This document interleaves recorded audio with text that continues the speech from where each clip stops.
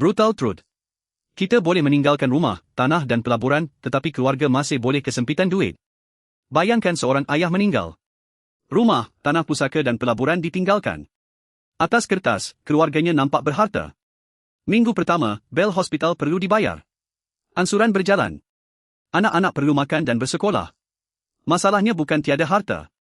Masalahnya, keluarga belum boleh menggunakannya. Akaun mungkin dibekukan. Aset dikenal pasti. Hutang diselesaikan. Dokumen dan pentadbiran mengambil masa. Rumah 500,000 RM tidak boleh membeli barang dapur. Tanah 300,000 RM tidak terus membayar ansuran. Nilai aset bukan tunai guna segera. Keluarga boleh kaya dari sudut aset, tetapi miskin dari sudut aliran tunai. Jadi perancangan harta bukan cuma siapa menerima apa. Soalannya, bagaimana keluarga terus hidup sementara pusaka diurus? Setiap keluarga perlukan dua perkara, aset untuk diwariskan, dan tunai yang cepat digunakan. Tunai membantu komitmen bulanan, kos pusaka, hutang dan memberi masa untuk membuat keputusan tanpa terdesak.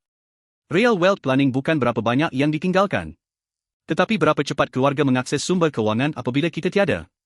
Ada harta belum tentu waris boleh menggunakannya. Harta memberi nilai. Kecairan memberi ruang untuk terus hidup. Follow Elman Rusli untuk Unfair Insect TS tentang melindungi pendapatan, menyusun aset dan memindahkan kekayaan.